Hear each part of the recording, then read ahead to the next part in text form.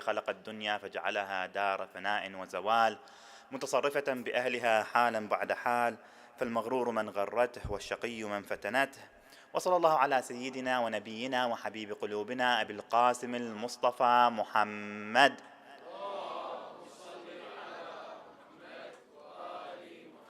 وعلى آل بيته الطيبين الطاهرين. الحمد لله الذي جعلنا من المتمسكين بولاية سيدي ومولاي علي أمير المؤمنين. الحمد لله الذي هدانا لهذا وما كنا لنهتدي لولا أن هدانا الله. Allah says in His holy book, Bismillah ar-Rahman ar-Rahim, اتل ما أوحي إليك من الكتاب وأقم الصلاة إن الصلاة تنهى عن الفحشاء والمنكر ولذكر الله أكبر والله يعلم ما تصنعون. Allah says, in the name of God, the most beneficent and the most merciful, recite what has been revealed to you of the book and maintain the prayer. Indeed, the prayer restrains from indecent and wrongful conduct, and the remembrance of Allah is surely greater, and Allah knows whatever deeds you do. Sadaqallahu al-Aliyyul Azim. Assalamu alaikum, dear brothers and sisters. We begin tonight, as we begin every night, by passing our condolences to our 12th Holy Imam, Ajjalallah Ta'ala Farajahu Sharif, to our respected scholars, our high maraja, all of the believers, especially those who helped in establishing this blessed gathering. Dear brothers and sisters, over the past few nights, we've been speaking about Imam al-Hussein alayhi salam, and the stance and the sacrifice that he made. And we've been trying to understand it more fully and understand why he had to make such a stand and such a sacrifice. And yesterday we looked at the history and the stand and the legacy of his father Imam Ali alayhi salam, and we tried to understand it in further detail.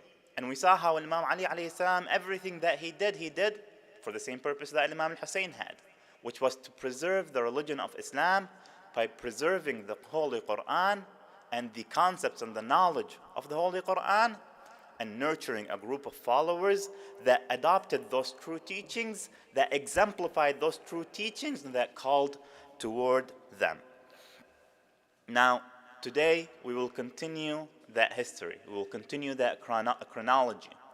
And we reach a time in history where Imam Ali alayhi salam, after 5 short years of being the Khalifa, of being the ruler of the Muslim lands, he was assassinated by the Khawarij, by one of the Khawarij known as Ibn Muljam, and he was martyred and passed away in the month of Ramadan, as we all know and as we all commemorate in those nights.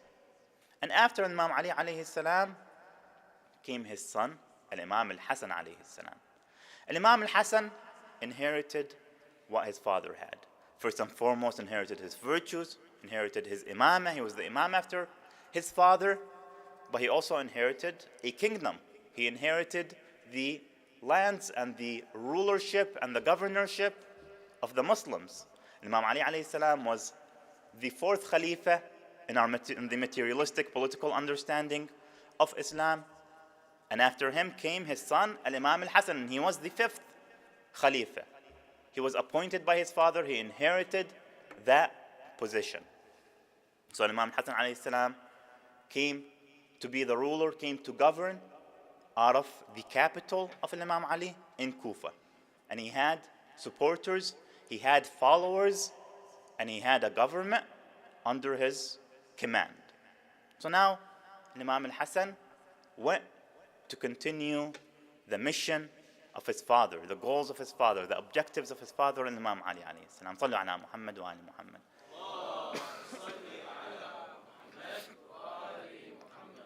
So what is it that Imam al-Hassan would do in these circumstances? What would be his choices and his options at this point in history? We recall that Imam Ali alayhi salam was fighting a threat from the Bani Umayyah, from Muawiyah at that time. And there were battles and wars between Imam Ali alayhi salam and the individuals, including Muawiyah, first and foremost being Muawiyah, who had rebelled against, his true and legitimate authority. So the Muslim nation was divided into two. The ones that followed Imam Ali out of his capital in Kufa, and the ones that caused sedition, Bani Umayyah, Muawiyah, from their capital in Damascus. And there was wars and battles going on at the time. Imam al-Hassan came and he continued his father's legacy. He continued his father's objectives. And he began to gather the Muslims to go and continue their war with Muawiyah, to put down the sedition of Muawiyah, to put down the corruption of Muawiyah, and to continue and bring the rest of the Muslim nation under the true and legitimate leadership of the Ahlul Bayt. Imam Hassan alayhi salam fought Muawiyah for the same reasons that his father Imam Ali did. He fought Muawiyah because there was a danger to Islam, a danger of distortion, a danger of the fabrications that were being created by the Bani Umayyah, a danger that Islam might be taken away from its true meaning and given a new meaning, something unfamiliar, something not similar and not the same as what the Holy Prophet ﷺ preached. So the Imam went through that, and he had supporters, and he had an army. He gathered his army, and he began to march towards Muawiyah. He began to march towards the Levant, towards Syria, towards Damascus, so that he can continue that war. But we all know that in the course of history, Imam al-Hassan alayhi salam ended up making peace with Muawiyah. Through that course of history, he ended up making peace with the Bani Umayyah and with Muawiyah. So how did things change from Imam al-Hassan alayhi salam leading an army to go and defeat Muawiyah to a position where he had to make a peace treaty with Muawiyah? Sallu ala Muhammad wa ali Muhammad.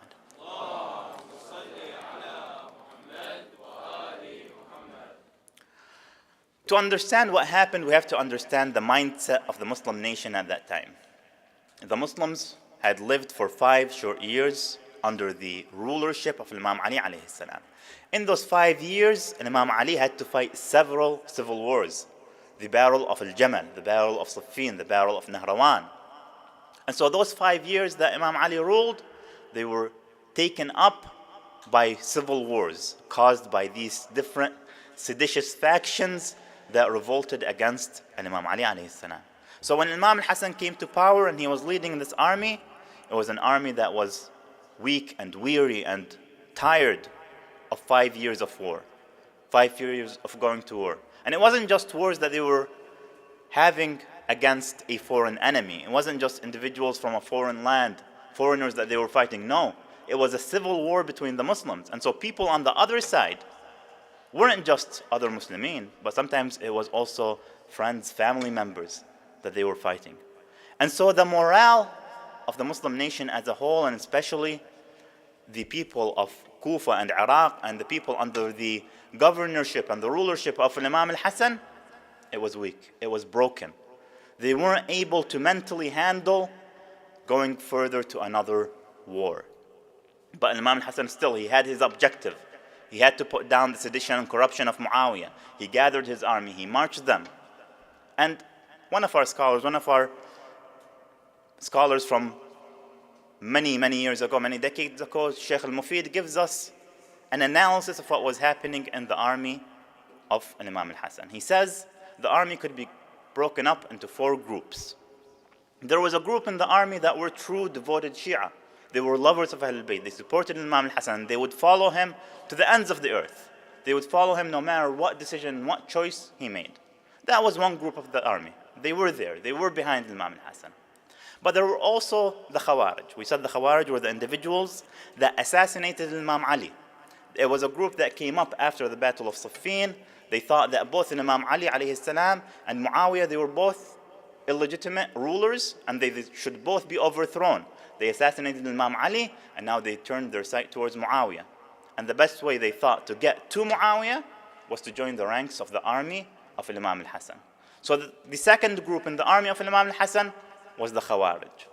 The third group was individuals that were in it for their own self-interest. Individuals that thought that they could enrich themselves through the spoils of war, that they could control lands and wealth, plunder, that they could come across through that war. Of course, we said Imam Ali did not allow that, but for some reason they thought that Imam al-Hassan might, or that they might be able to do it without his knowledge, or they might be able to do it and he wouldn't be able to stop them.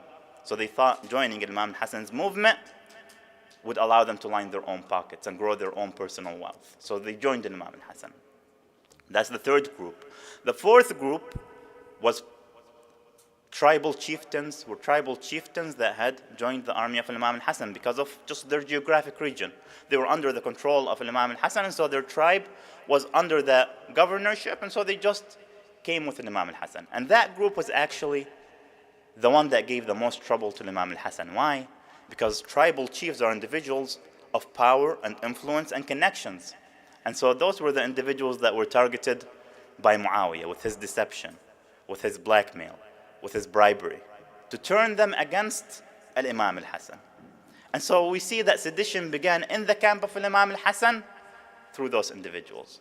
So yes, the Imam had true followers in his army that followed him, but most of his army was either in it for themselves or for some other political reason, or they were bought out by Muawiyah and they were creating trouble from within the Imam's army. So that's the army that the Imam was leading towards Muawiyah. And we see that as soon as the army of Imam al-Hassan came to face the army of Muawiyah, those underlying currents began to be agitated. Those corruptors began to play their cards. They began to turn the people against Imam al-Hassan. We find that sedition happens in the camp, mutiny happens in the camp of Imam al-Hassan on the night before they were to be engaged in battle against Muawiyah. And people would be of two kinds. There would be some people that would be calling towards war, towards going and overcoming Muawiyah, continuing the mission that they set out to do. And there were people that were calling for peace. There were people that were calling to protect the blood of the Muslims, to protect their own blood and their own interest. So, in this circumstance, Imam al-Hassan gets up, he gives a sermon, and he asks, do you want to continue with this war, or do you want to preserve your lives? And you would find chanting from across the camp of Imam al-Hassan, preservation, preservation. We want to save our own lives. So Imam al-Hassan listened. He listened to what the people had to say. And he went to analyze the situation and to make his choice. Now, as we said, the Imam makes his choice in view of a divine plan and a divine objective. The Imam is there with the objective of preserving the religion of Islam by preserving its teachings and preserving the blood of the true followers of the religion. So with that objective in mind, what was Imam al-Hassan to do? What would he have done? What were the choices present in front of him? He could have done one of three things. Imam al-Hassan could have surrendered, he could have continued the war, or he could have negotiated a peace. Surrender was not a real option for Imam al-Hassan. He couldn't just say, no, I give up, I'll just go back home and not care about what the Muslims are doing. I'll not care about the message that I carry. I'll just go back and do my own thing. I'll just go back and become a worshipper. I'll abandon everyone in my army and I'll just surrender. That's not an option for our Imams. That's not an option for Imam al-Hassan. Couldn't go down that path. His other choice could have been war, to continue with the war. But as we saw, with such a fragmented army, with such a weak army, could the Imam have come to be victorious? Could he have beat Muawiyah in that battle? The Imam knew that he couldn't. The Imam knew that Muawiyah's army was stronger, more capable, and if he had led his army in that battle, he would have lost. So that wasn't an option either. Now, some people might ask, why didn't he just go forward, and even though he was fighting a losing battle, he would be massacred like his brother Imam Hussein was massacred. It would become a tragedy, and it would be relived and commemorated every year. And instead of commemorating Imam al-Hussein, we'd be commemorating the massacre of Imam al-Hassan. Why didn't that happen? Why didn't Imam al-Hassan make that choice, make that sacrifice? Well, if we look at history at that time, and we look at what was happening around Imam, we see that Imam made the assessment that it wasn't the time for that massacre. It wasn't the time for that sacrifice. The time had not come for a sacrifice that would give and make the achievements that the Imams saw. Why? What was the circumstance present at the time that made that not possible? First of all, Imams focused and always mentioned that they would not make this sacrifice, they would not make this move as long as Muawiyah was in charge. Why? What was so special about Muawiyah that the Imams didn't approach him in the same way that they approached Yazid? How were Muawiyah and Yazid different? First of all, Muawiyah had at least some semblance of legitimacy, at least in the eyes of the Muslims. In fact, he had put so many fabrications and distortions in the religion of Islam that people began to revere him as an individual of faith, as a companion of the Prophet, as they claim. In fact, some narrations, some fabricated narrations, say that he was the scribe of revelation, that when the angel Jibra'il came with a verse of the Quran to our holy Prophet sallallahu alaihi wa alihi, sallu ala Muhammad wa ali Muhammad,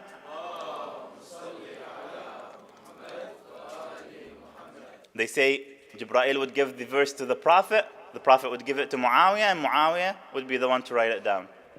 And people believed that. And unfortunately, some people, still some Muslims in the world, believe that and respect Muawiyah and think that he was a legitimate ruler, think that he was a companion of the Prophet, think that he had that legitimacy. So Muawiyah had a halo of religiosity, of spirituality that Yazid didn't have.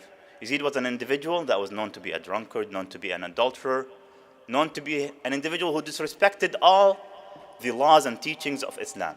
So Yazid was very different. Yazid was also not as shrewd or savvy as his father. Muawiyah would have never engaged in a massacre like the massacre of Imam al-Hussein. He wouldn't have done it because he would have known of the repercussions that would happen, of how the Muslim nation would react to it. Yazid didn't care about that. Yazid just wanted what he wanted to be done, to have it happen, and that's it. He didn't care about the consequences. Whereas Yazid understood, and he made sure that whatever he does shrewdly, in a savvy way, deceptively. So, the Imams did not rise against Muawiyah. Another thing that could have been misunderstood at the time, they would have thought that Imam al-Hassan alayhi salam was leading a movement for a political purpose.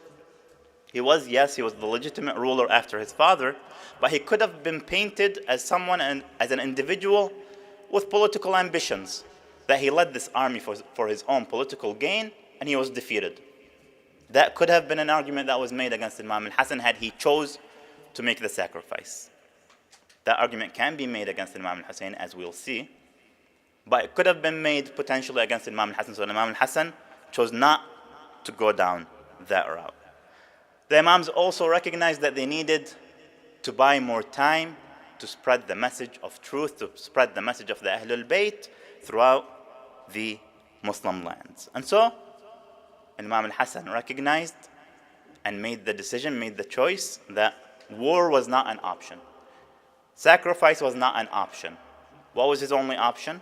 Was to go and negotiate a truce. Not just submit. Negotiate a truce, negotiate a peace treaty with Muawiyah. So he went. Muawiyah was actually the one that called for peace negotiations. Imam Hassan said, yes, we'll sit down for negotiations, and it came down to a peace treaty agreed on by both sides with 5 paragraphs, 5 conditions set on Muawiyah by Imam al-Hassan. What were the conditions of the treaty of Imam al-Hassan? First, that Muawiyah would rule according to the Quran and the tradition of the Prophet. Do you think that Muawiyah lived up to those words, to that promise? No. He did not live up to those words. The second, that Muawiyah would not assign a successor, and that if Muawiyah was to die, governorship, rulership would go either to Imam al-Hassan or Imam al-Hussein. And of course we know that Muawiyah did not live up to that either. He broke his word on that too, when he assigned his son Yazid and had him as the heir to the Khilafah of Bani Umayyah. Third, that Muawiyah would stop the cursing of Imam Ali, because history tells us that when Muawiyah took power, he instituted the cursing of Imam Ali alayhi salam on the pulpits. People would curse and disparage and mention bad things, false things about Imam Ali on the pulpits. The treaty said that he would stop that. but he didn't. Fourth, that people could live in peace throughout the lands, and especially the Shia would be left alone and not harmed or harassed. And we know that that didn't happen either. That was breached as well. Examples such as the companion of the Prophet and Imam Ali, Hijr ibn Adi, would be massacred during the time of Muawiyah. And fifth, that the treasury of Kufa would be left for Kufa, and it would be used to feed the poor and take care of the orphans and such. And again, Muawiyah did not live up to his words, the words that he gave in that treaty. So all five conditions placed by Imam al-Hassan on Muawiyah, Muawiyah broke. Now, did Imam al-Hassan not anticipate that Muawiyah would break these conditions, that he wouldn't live up to his word? Of course the Imam knew. But what did the Imam want when he went through this and went through all of these treaty negotiations, agreed to this entire truce? Why did the Imam do it if Muawiyah would just turn around and break every single element of that peace? And Imam alayhi salam was exposing Muawiyah. As we said, Muawiyah was an individual who people thought was legitimate, thought he was the rightful ruler, thought that he was a companion of the Prophet, had some kind of legitimacy as a leader. The Imam was trying to expose him. All these conditions that Muawiyah supposedly agreed to, that Muawiyah did agree to, they'd be broken. And it would be open to the public. They would know what the treaty contained and know how he broke every single one of those conditions. So, Imam al-Hassan made that stance to expose the falsity and deception of Muawiyah. And we shouldn't take that lightly. We should understand the great sacrifice that Imam al-Hassan made when he made that choice. Because yes, we revere Imam al-Hussein because of his great character, because of the stance that he made and the sacrifice that he made for the religion of Allah subhanahu wa ta'ala. Imam al-Hassan also made sacrifices. If Imam al-Hassan didn't make that ultimate sacrifice of blood, he gave a similar moral sacrifice. He had an entire government, he had an entire army, but he allowed to just go away. Why? To serve a higher purpose, to serve the purpose of preserving Islam. If Imam al-Hussein suffered physical wounds, Imam al-Hassan suffered moral wounds. There were individuals that would doubt, why would Imam al-Hassan do this? Why would he agree to this peace? They would even call him the humiliator of the believers. They would call him that to his face. Imam al-Hassan survived an assassination attempt because of his peace. So where Imam al-Hussein suffered physical wounds, Imam al-Hassan had to go through and suffer those moral wounds. So he made a sacrifice, and he sacrificed everything that he had because he knew that was in the best interest of Islam, because he knew that would serve the goal of preserving Islam. But Imam al-Hassan alayhi salam didn't rest. He didn't just allow things to be. He didn't just leave them be at that stage. He took it as an opportunity to do what? Similar to his father, Imam Ali, when he took the opportunity during the time of Uthman to spread the teachings of Islam, to spread the true message of Islam, to spread the virtues and merits of the Ahlul Bayt, to spread knowledge of traditions such as the traditions of Ghadir, Hadith al-Dar, Hadith al-Tayr, Ayat al-Tathir, Hadith al-Kisa, all of these things that show the merits of Ahlul Bayt. They would publicize them to the people so that the people could understand and know who the Ahlul Bayt were, and so that they would open their eyes to who Muawiyah and Bani Umayyah are and who the Ahlul Bayt are. And the people would have to live and suffer under the oppression of Muawiyah so that they can understand exactly what the justice of Ali is, what the justice of Imam al-Hassan, of Imam al-Hussein is. And they could make those comparisons, and they could understand what they missed out on when they didn't follow Imam Ali and Imam al-Hassan to the end.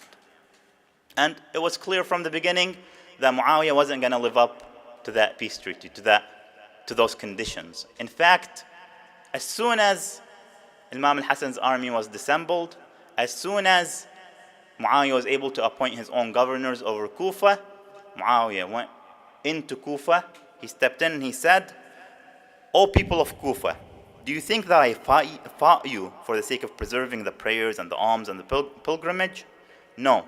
I knew that you prayed, paid alms, and performed pilgrimage, but I fought you to gain power over you and control your fates. I didn't fight you for the sake of a religion. I didn't fight you for the sake of guiding you.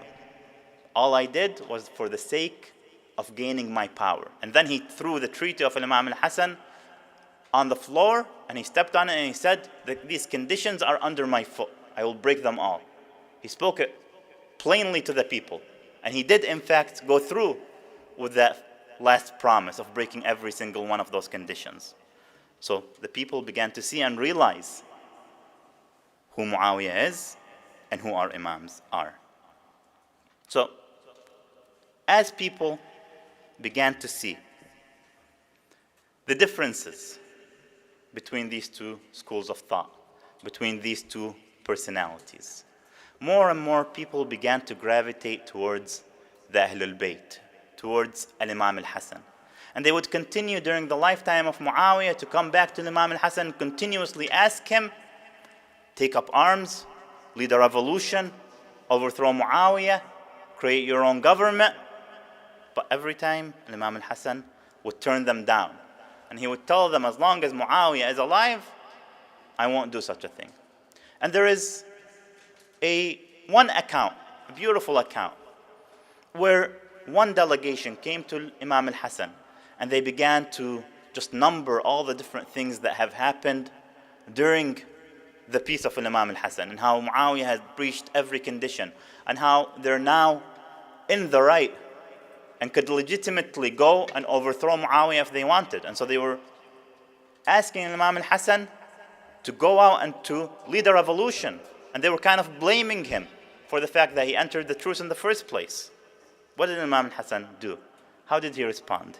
He said, "You are our followers and admirers. See how kind Imam al-Hassan was. Even to individuals that were challenging him. Even to individuals that were even disrespecting him. You know that if I were working to achieve worldly goals, or if I were to work to scheme and gain power, I would be no less powerful, generous, or resolute than Muawiyah. But I am of a different opinion than yours. I have a different opinion. I did not do what I did for any reason other than averting bloodshed. So accept God's judgment and submit to Him. Remain at home. Refrain from revolution." And then these same individuals would go to Imam al-Hussein thinking that Imam al-Hassan turned us down. Maybe Imam al-Hussein will answer our call. What would Imam al-Hussein respond? He would say, "My brother al-Hassan is right. Let every one of you remain in their home so long as this man, Muawiyah, remains alive." Same decision making, same process, same objective, same stance as his brother Imam al-Hassan. And then when Imam al-Hassan alayhi salam was martyred and poisoned and passed away, again they came back to Imam al-Hussein and they asked him the same thing. And again he rejected them. He said, "As for me, I do not see that the day has come. Stand your ground. May God have mercy on you."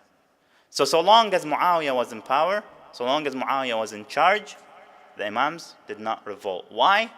Because Muawiyah had that deceptive, false aura, guise of being a legitimate religious individual, an individual who would lead prayers, who would give sermons, a guise that would soon go away. As soon as Muawiyah would pass away, his son Yazid would be in power, and he would have a completely different image, an image that the Imams and the Muslims in general could not accept. And it's at that point when you see Imam al-Hussein alayhi salam rising for a revolution. So, Imam al-Hassan made his peace. He refused to revolt against Muawiyah. And that only served to grow the base of Shia, of lovers of Ahlul Bayt throughout the Muslim nation. People would understand the sacrifice that Imam al-Hassan did for the preservation of religion, for the betterment of the entire nation. And they would grow in their love for the Imams and for Imam Ali.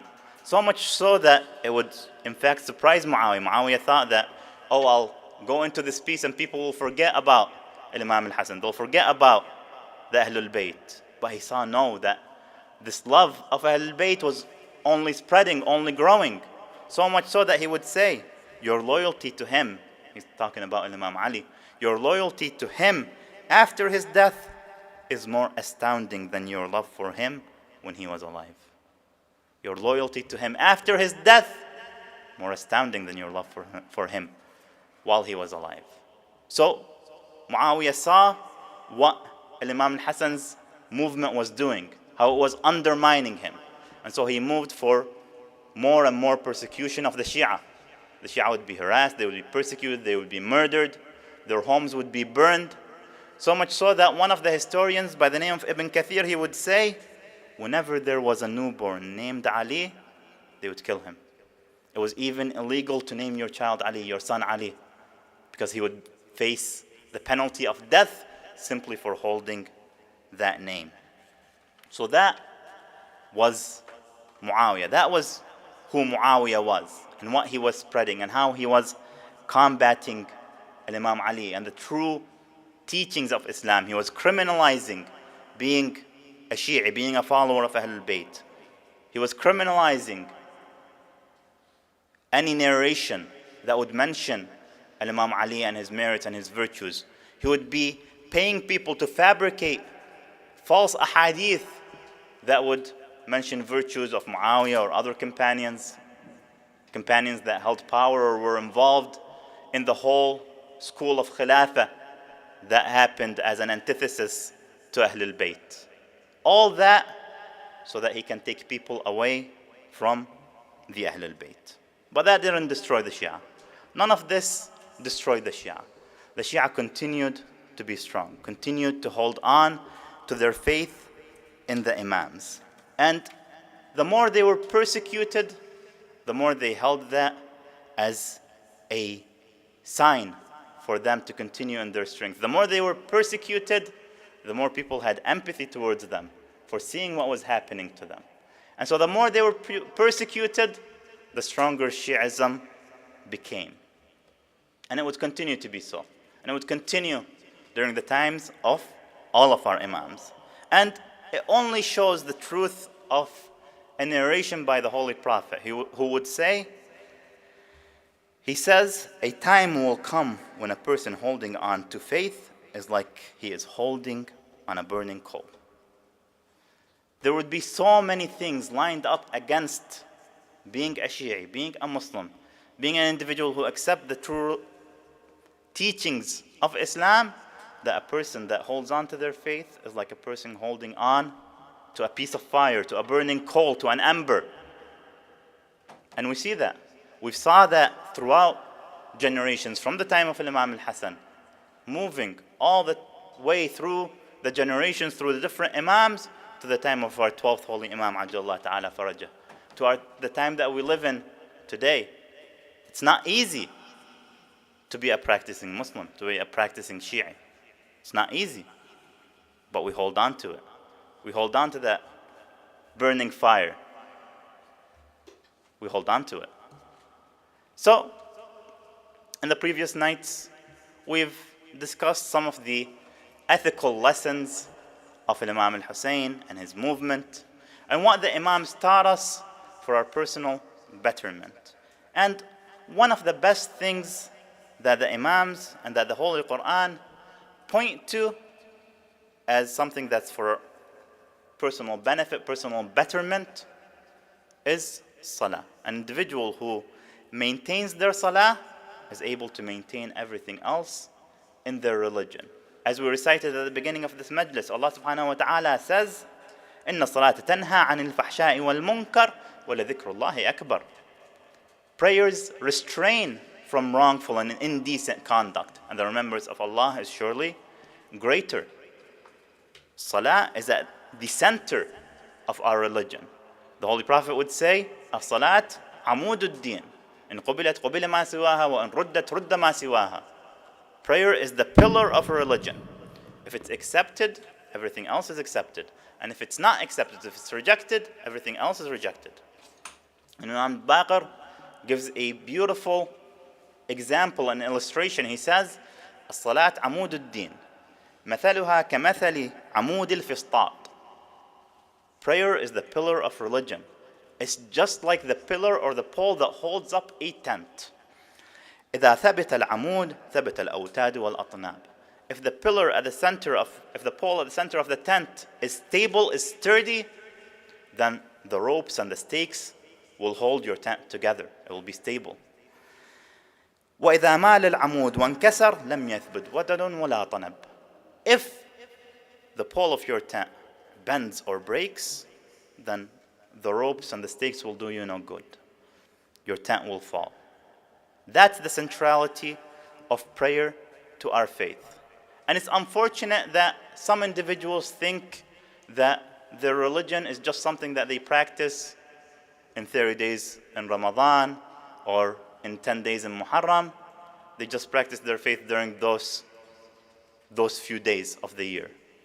And they think that they can come to the sessions and the Majlis of the commemoration of Imam al-Hussein, and that will be enough for them without being an individual who preserves their prayer, an individual who makes sure that they pray their prayers correctly, they pray them on time, they pray them with focus, with a wholehearted devotion to Allah subhanahu wa ta'ala. And of course, I don't want to go down the path of kind of just going about understanding what prayer is and its rules and its prerequisites, issues of tahara, issues of wudu, and the details of salah, proper recitation. All of those are important things that we should have.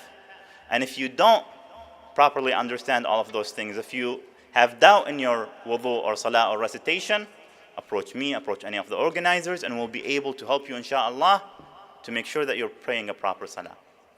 But just because an individual prays a proper salah, a right salah, doesn't mean that their salah is accepted. The Prophet says, عمود الدين إن قبلت قبل ما سواها إن ردت رد ما سواها. If it's accepted, everything else is accepted. If it's rejected, everything else is rejected. So there's a possibility, a chance that a prayer, even if it's done completely and done in a right way per the rulings, could still be something that's rejected. The Holy Prophet says in another hadith, إن من الصلاة لما يقبل نصفها وثلثها وإنما لك من صلاتك ما أقبلت عليه بقلبك.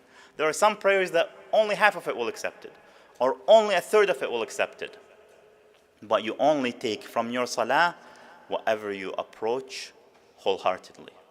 Whatever you come in to with focus, with reverence, khushu' for Allah subhanahu wa ta'ala, that's what you will gain from your salah. So, preserving the salah is important. Doing it with its proper rules is important, but we have to make sure that there isn't anything that's leading to our salah being rejected. And there are a few things that the hadith tell us what might lead to your salah being rejected. And I'll only mention one, an important thing that the scholars point to as a possible cause for the salah being rejected.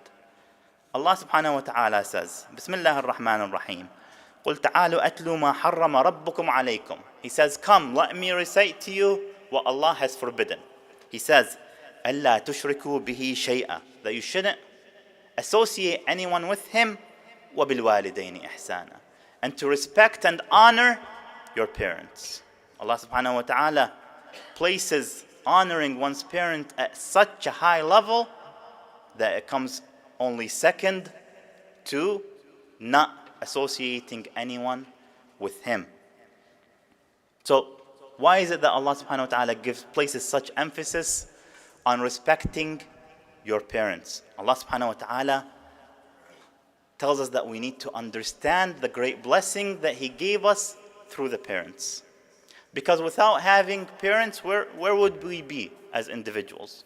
Without having mothers who would carry us, as the Quran says, حَمَلَتْهُ كُرْهًا, who would carry us despite the hardship, who would deliver us despite the hardship, and would care for us, make sure that we grow up and sacrifice everything for our sake. Having fathers whose sole purpose is to protect us, and to make sure that we have a safe, healthy, proper life. That's an ultimate blessing that Allah subhanahu wa ta'ala gave us. So if we repay them with harm, repay their kindness and their love with harm, we're truly only repaying Allah's kindness and blessings in that way. We are rejecting the blessing that He gave us, such a great blessing. He gave us the blessing of life through them. He gave us the blessing of sustenance through them. And so to appreciate and be grateful to Allah subhanahu wa ta'ala for all those blessings, He says we have to be appreciative and grateful to the parents first. Imam al-Sadiq alayhi salam says, من نظر إلى أبويه نظر ماقت وهما ظالمان له لم يقبل الله له صلاة.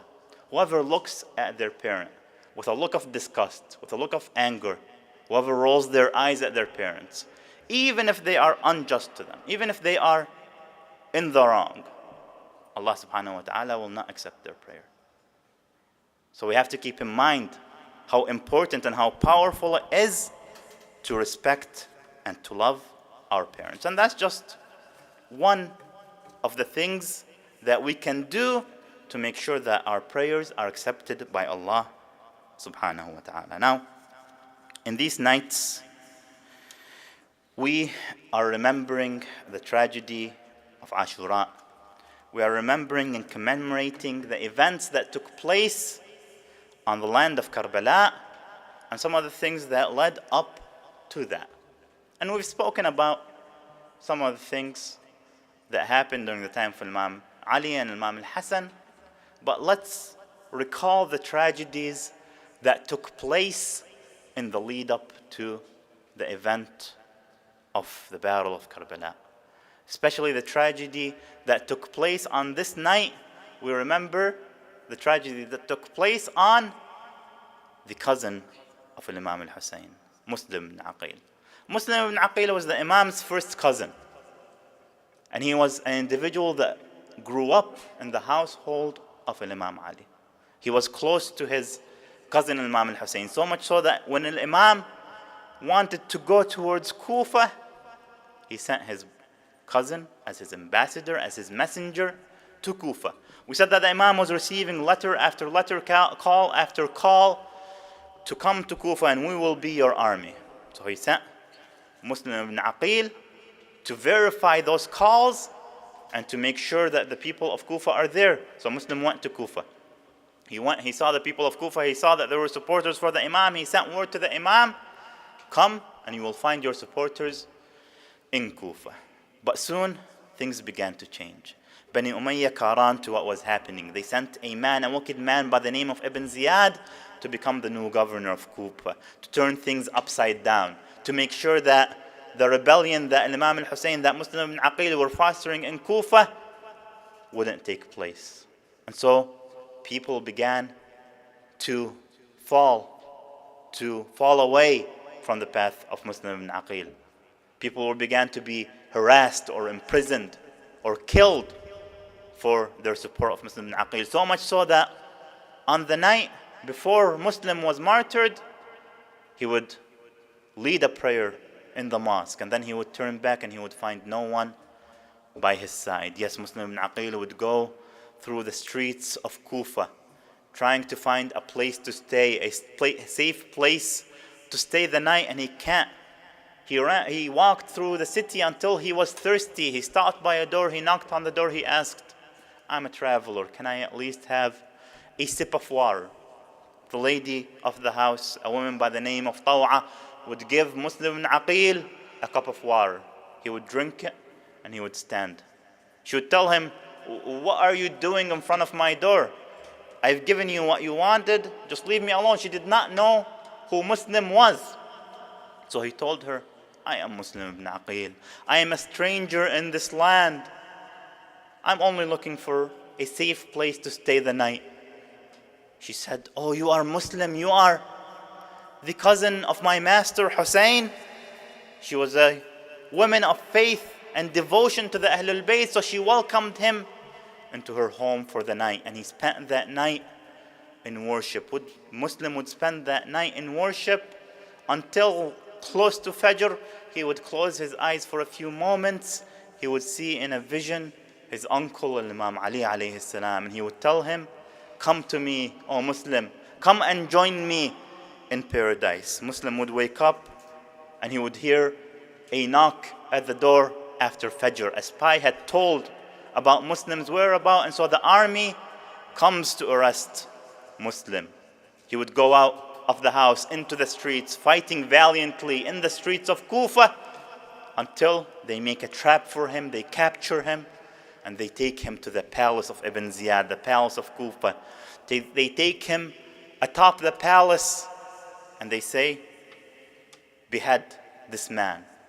Muslim ibn Aqil is about to be beheaded. "Do you have any last words, any last requests?" He would say, "I only want a sip of water." They would offer him a cup. He would look down on it, but from the wounds of battle, blood would drip into the cup and he can't drink it. He would remember the promised thirst of Imam al-Hussein. He would turn to Medina. He would call out, "Oh Master Hussein." And then they would behead him. And they would throw him from atop the palace of Kufa. Imagine, news of that tragedy comes to Imam al-Hussein. They say that Muslim had 3 children, 1 daughter and 2 sons. And the news of that tragedy comes to Imam al-Hussein. They were in his caravan. He calls his daughter Hamida, Muslim's daughter Hamida. He sits her on his lap. He wipes her head. She says, "Why do you wipe my head like you wipe the heads of the orphans?" He says, "From now on, I am your father. My daughters are your sisters. Oh Hamida, your father has been martyred." It's as if Lady Hamida would say, in the words of the poet, "ما نسيتك بويا يا مسلم يا غالي، ما نسيتك يلي ما فارق خيالي، ما نسيتك بويا بس عنك سؤالي، ما نسيتك انت روحي وغايتي وعمري وحياتي." Yes, she says, "I can't forget you. How can I forget you? Oh Father Muslim, how can I forget you? Your image will never leave my mind. How can I forget you, oh Father Muslim?" Yes, Imam al-Hussein would comfort and console Hamida during that time. But who would console the daughters of Imam al-Hussein? Who would sit them in his lap and wipe over their heads? Who would do that and console Sakina? Who would do that for Ruqayya? Yes, it's said that Ruqayya would be taken as captive.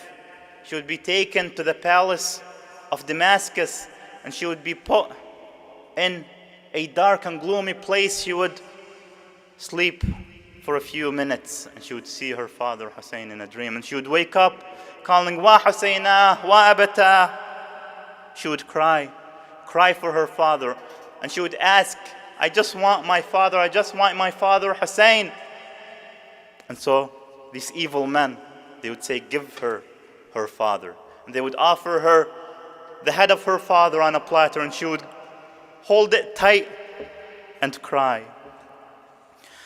أول ليلة الشام لمن كل الأيتام بخرابة لازم تنام صوت من الخرابة رقية تصيح بابا اجوها يسكتوها بكل شي ما رضوها جابوا راس ابوها بالطشت وخضابه ورقية تصيح بابا. Yes, Lady Ruqayya would hold the head of her father tight and she would cry for him until her crying stops. What happened? Did she faint? Did she sleep? Imam Sajjad looks at his aunt, Lady Zainab, and he would say, "Take Ruqayya off the head of my father. She has passed away." عظم الله لكم الأجر. In these tragedies that we commemorate during these nights, as we try to console our Imams and our 12th Holy Imam, عجل الله تعالى فرجه.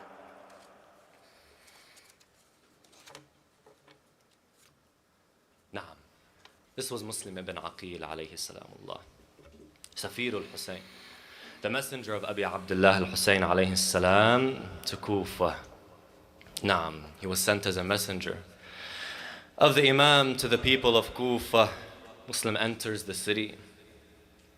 When he enters the city, he finds he has 18,000 supporters ready for this cause that he was coming with. Saying this, he sent a letter to Abi Abdullah al-Husayn telling him, come, Kufa is ready for you. The Shia are ready. Until Ibn Ziyad, Ubaidullah ibn Ziyad enters Kufa, takes over Kufa. When the people see Ubaidullah ibn Ziyad, the ruthless man that he was, they start to wither away.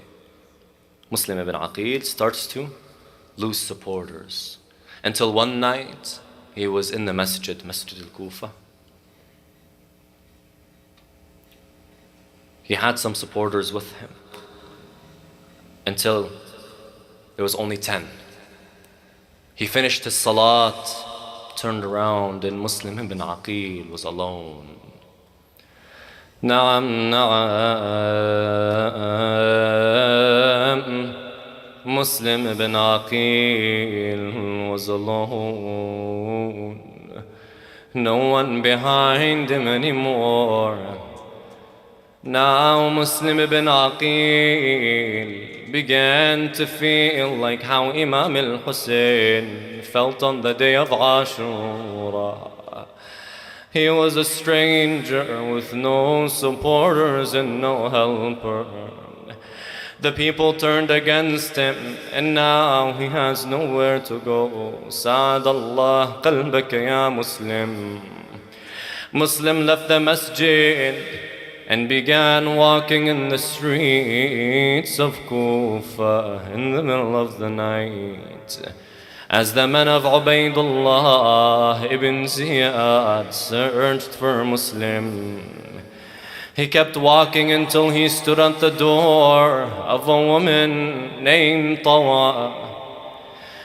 He knocked the door, she opened the door, he said to her, Salamun alaykum. She replied to him, Wa alayka salam. He said to her, may you give me some water to drink.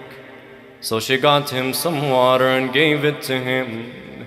He finished the water and gave her the cup. She went inside and then came out after a while, only to see Muslim sitting on her doorstep. She said to him, O Abdullah, O servant of Allah, did you not drink the water that I gave you? He said to her, yes, I did. So she said to him, then why don't you go back to your family? Muslim remained silent until she asked again. He said to her, Ya Amat Allah, ma li fi hadha al-Misr min ahlin wala ashira. O servant of Allah, I don't have any family or tribe in this city. It's as if he says to her, Tawa, I have no one left. My children are not with me, and I'll not see them after this day. And Imam al-Hussein is coming here, and he won't mean anything but death, and all because of me on Tawa. He said to her, will you let me stay in your home for this night, and I'll repay you after this day. She said to him, who are you? He said to her, Ana Muslim ibn Aqil. When she heard the name, she welcomed him into her home. She put some food for him, but he didn't want to eat. It's as if he wanted to meet Allah, like Abi Abdullah al-Hussein was going to meet him. It said Muslims spent the whole night worshipping Allah and praying. He was constantly remembering Allah and preparing himself to meet Allah until the son of Tawa enters the house. He finds Muslim in their home. He quickly leaves the house and tells Ubaydullah ibn Ziyad that he found Muslim ibn Aqil. It's now time for Muslim to fight like Abi Abdullah al-Hussein, alone, like the Imam was on the day of Ashura. The sun rose and Muslim ibn Aqil was ready to meet his Lord. He began to hear the hooves of the horses and the clings of the sword. قد حان وقت Muslim ibn Aqil. Now it's time for Muslim ibn Aqil to meet Allah. He picked up his armor and put it on. He took out his sword. I can only imagine him resembling Amir al-Mu'mineen. He came out to the enemies calling out, هو الموت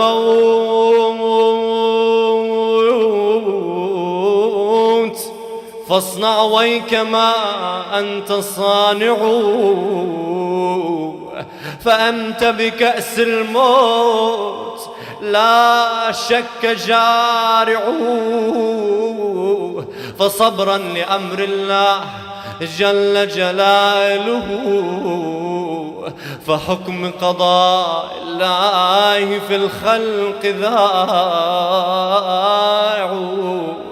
He said, this is death and it's come to me, and death is coming closer and closer every day. I am the lion of Allah. I am the one that is patient for what Allah puts in my way. And I submit to Allah for everything that He has set for me. He fought like Amir al-Mu'mineen. His rage was fearful, his eyes like an eagle. The angel of death was perched over Kufa on that day until the enemies couldn't take any more of Muslim ibn Aqil. Ajarakumullah. They began throwing boulders on Muslim from on top of the homes, just the same way Abu Abdullah al-Hussein took a rock to the forehead. Muslim today was being stoned alive. Some were throwing spears, others shooting arrows, and others were throwing fire at Muslim ibn Aqil until they captured Muslim ibn Aqil. They dragged him to Ubaydullah ibn Ziyad. He was brought in front of Ubaydullah. He stood in front of him proud to be Muslim, like a lion not scared of anything. He spoke out in front of Ubaydullah. Then Ubaydullah turned to his men. He said to them, who was the one who hit Muslim with the sword? Who was the one that dropped Muslim? The man said, I did, ya Amir. He said to him, your prize. What's his prize? Look at the ruthless Ubaydullah. Your prize is that you will take him up to the palace and cut his throat. They took Muslim up to the palace. Muslim requested some water before he dies. Muslim was brought some water in a cup. He put his mouth on the cup. One of his teeth fell into the cup and blood mixed with the water. Muslim understood that his destiny was to die thirsty like Imam al-Hussein. He then requested to pray 2 rak'at of salat before his final moments. When he finished the salat, he turned to the direction of Abi Abdullah and said to him, Assalamu alayka ya Aba Abdullah. Assalamu alayk ya ibn Rasulillah. They then cut off the head of a Muslim and threw the body off the edge of the palace. Wa Muslima, wa Sayyida, wa Imama. And just like Abi Abdullah, they mutilated the body of Muslim. What did they do? They tied his body to the horses and dragged him through the streets of Kufa. Ajarakumullah, Ajarakumullah. When the news of the death of Muslim reached Abi Abdullah, The Imam cried for the loss of Muslim, and the woman cried with him. The Imam walked into the woman's tent, and this is the tragedy. This is the tragedy of Muslim here. Yes, death for Ahlul Bayt is normal, but here's the tragedy. He called to Sayyidah Zainab and said to her, "Sister, where's Hamida? Hamida, the young daughter of Muslim ibn Aqil." Sayyidah Zainab brought Hamida to the Imam. The Imam sat in his place, placed Hamida on his lap, and began to wipe his head over Hamida's head, and tears flowed from his eyes. She said to him, "Uncle, why do I see you cry? Is there anything that happens to my father? Because only the heads of the orphans are wiped." What was he to tell her? Your father died thirsty, or he was thrown off the edge of a palace. Look what he said to her. He said to her, "Ya Hamida, I'm your father, and my children are your siblings, Ya Hamida."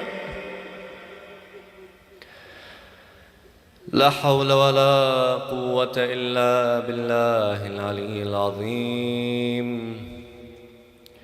إنا لله وإنا إليه راجعون.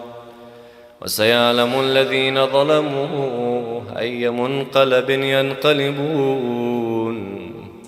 والعاقبة للمتقين. Ya Allah, we ask you, Ya Allah, by the right of Muhammad wa Ali Muhammad, we ask you by Sahib al-Asri wal-Zaman, whose day is today, Ya Allah, accept this majlis from us. Forgive us for our sins, forgive us for our shortcomings. Make us from the followers of Ahlul Bayt, in our aqeedah, in our beliefs, and in our actions, Ya Allah. Make us from those who follow in their footsteps, live their lifestyle. Be like them, Ya Allah. Make our family proud of us, Ya Allah. Our mothers, our fathers, Ya Allah. Give us the rida, the satisfaction of our parents, Ya Allah. Give us the satisfaction, rida of Sahib al-Amri wal-Zaman. Make us from his supporters, his Shia, Ya Allah.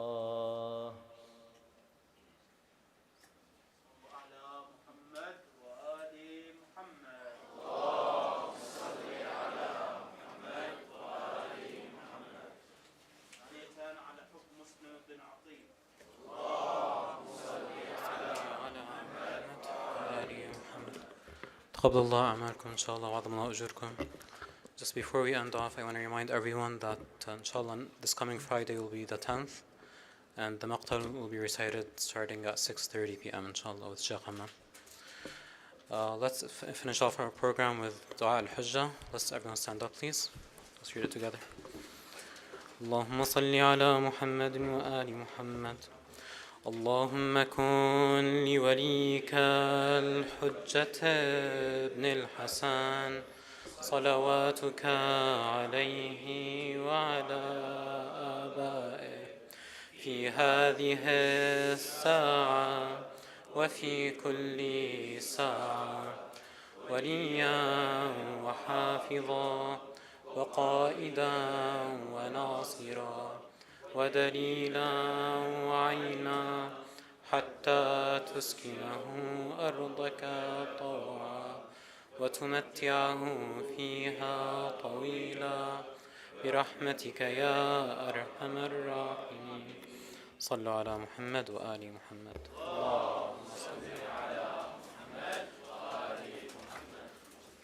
Brothers, please leave from the front door only. Thank you.